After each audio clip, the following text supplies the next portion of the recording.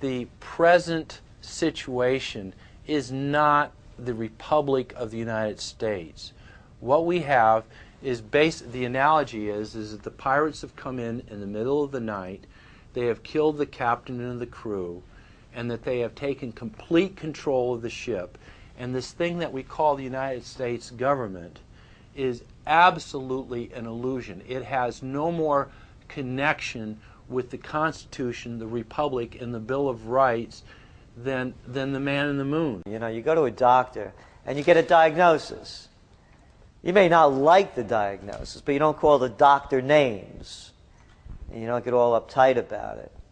But when people hear a diagnosis, an economic diagnosis, a geopolitical, political diagnosis, that ruffles their ideology or is counter to their party belief, they really get upset about it. So we only look at things for the way they are, not the way we wish they would be. The panicof'08.com. We knew the panic would come in '08. In November of 2008, we took out the domain name, the collapse of '09. The economic system is collapsing and there's no salvation for it. Current events form future trends. You look what happened during the retail Christmas sales of 2007. We saw women's apparel off 23%. We saw home furnishings and electronics down 27%. We saw luxury items off 35%. These are Depression-era falls. How much more do people have to see before they understand what's happening? When you look at luxury items, understand this thing is collapsing from the top down. Everybody's getting wiped out on this one. This is big. Okay, in 2008, we saw Circuit City, Steve & Barry's, Linens and Things. We saw Sharper Image, Bennigan's, KB Toys go belly up.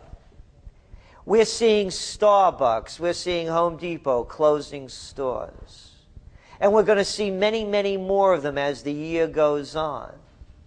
The question becomes, who is going to rent all of these vacant retail spaces? The answer? Nobody.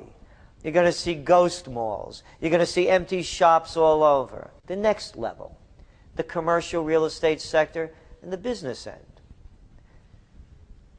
Merrill Lynch mob, the Bear Stearns gang, the Lehman boys, all these people that went belly up or out of business, all these bond companies. Who's going to rent all the vacant commercial office space they're leaving behind, plus the thousands and thousands of others from the Bank of America, the Citigroups, laying off 50,000, 55,000. 1 week in America, we saw some 70,000 jobs evaporate. Who's going to rent all of this empty space? The answer is nobody. You're going to see a commercial real estate collapse that's going to make the residential retail bust look like a kid's game. You're going to see vacant office buildings, vacant malls throughout this country. The collapse of '09. In '08, it was the financial sector. In '09, the commercial real estate sector, and everything else collapses with it. There is no saving the sinking ship. There's too many torpedoes that have been taken. Zbigniew Brzezinski is a petty Polish aristocrat. He represents a social class called the Szlachta, the lower aristocrats. In German, it's Milchadel, milk nobility, the lowest. And he was trapped in Canada by the Hitler-Stalin Pact. His father was a diplomat serving the government of Pilsudski and this guy Smidley Ridge, right-wing authoritarian Polish governments in the 1930s. He then went to McGill University. He would have gone to Britain. I think he wanted to go to Britain, but he couldn't do it because of various technical considerations. So he then got into Harvard and eventually became the head of the Soviet Affairs Institute at Columbia.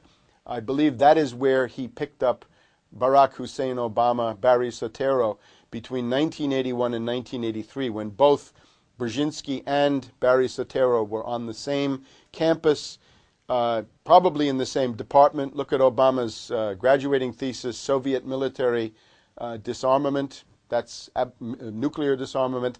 That's absolutely critical because it's a topic that has Brzezinski written all over it. So Brzezinski was, of course, the head of the National Security Council under Jimmy Carter. He is the guy who successfully played the Afghan Mujahideen against the Soviet Union. He has boasted that he lured the Soviets into invading Afghanistan by sending in U.S. Special Forces teams in the summer of 1979, 6 months before the Soviets invaded the country. He's also the guy who played Saddam Hussein Iraq against Khomeini's Iran for the purpose of destroying both countries, but of propping up both dictatorships at the same time.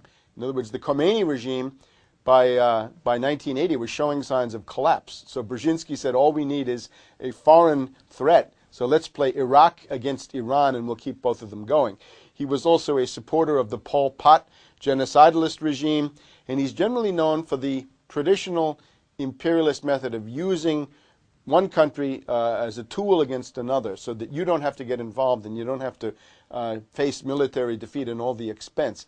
The ruling passion of his life is a hatred of Russia. He is a Russophobe. He is a ferocious enemy of everything Russian. There's a Brzezinski plan. The Russians will tell you, and I think it does exist. He doesn't publish it, but this is behind the scenes. He would like to divide European Russia into 4 or 5 different countries. He'd like to go back to a situation like you had during the Russian Civil War of 1919-1920, where you had the Bolsheviks in the middle maybe, but a whole bunch of other countries that had broken off, the North, the South, and so forth. So every Russian knows that Brzezinski means furious hatred, fanatical hatred of Russia. So that's what we have to expect under Obama. We're going to move towards some kind of apocalyptic endgame against Moscow and Beijing, with Brzezinski calling the shots through somebody like the most important official of the new regime is already clearly Robert Gates from the Pentagon. He's going to run intelligence, run the Pentagon. He's a clone of Brzezinski and has boasted about it.